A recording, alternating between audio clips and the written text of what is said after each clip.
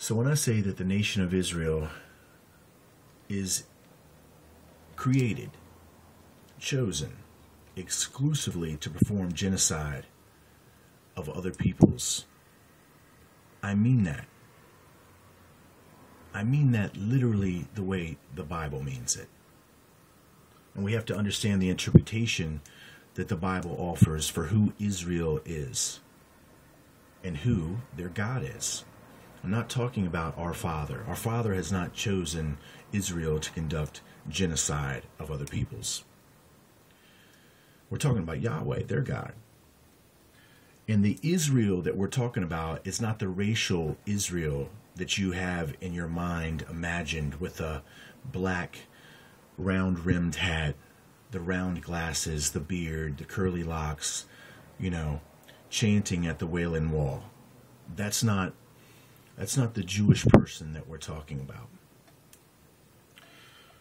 You have to understand that at about the demise of Solomon, I think at about 3000 BC, Israel became divided. Northern Israel, as we've stated, taking on the symbol of the unicorn, at about 10 tribes, being led by Ephraim. Very interesting. And then southern Israel, 2 tribes, Judah and Benjamin. They're taking and keeping the symbol of the lion. Well, the mystery of this unicorn symbol is a big deal with my channel. It's something that I go into in great detail, and a lot of people do not want you to see that this unicorn is symbolism for mysticism, mystery religions. And it's the connection that we have to Egypt through these Egyptian-born sons, Ephraim and Manasseh. So when we say northern Israel, or when we say the nation of Israel, we mean it literally as the Bible means it. 9 times out of 10 in the Old Testament, when the Bible is saying Israel, or when Hosea is saying Israel, or when Amos is saying Israel, it means northern Israel, Judah being excluded, Benjamin being excluded.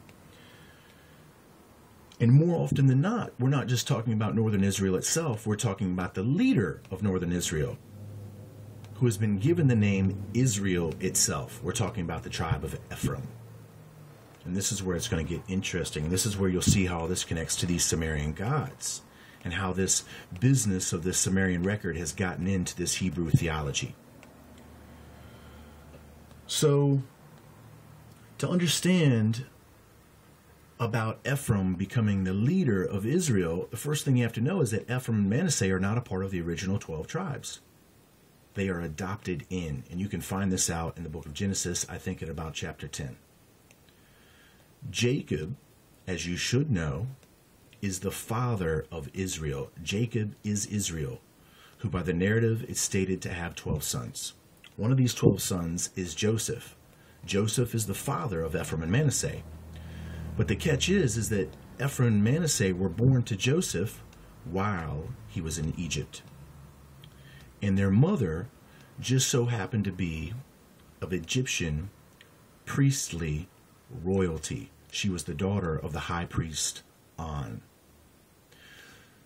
So in other words, Ephraim and Manasseh are of mystery religion, Egyptian mystery religion descendancy. And you can begin to see how this begins to creep into Hebrew theology. So as Joseph returns with these 2 sons born to him from this Egyptian priestess, he asks his father, Jacob, if he would adopt them into the tribes. Well, Jacob obliges. Surprisingly, unbelievably, right? Jacob goes further to say that not only are they adopted in, but he actually exalts them above all of the other tribes and puts all of the blessings exclusively of the 12 tribes upon Ephraim's head. Even gives the name Israel exclusively to the tribe of Ephraim. So Ephraim becomes, by Jacob's own word, the leader of Israel. I'll be back.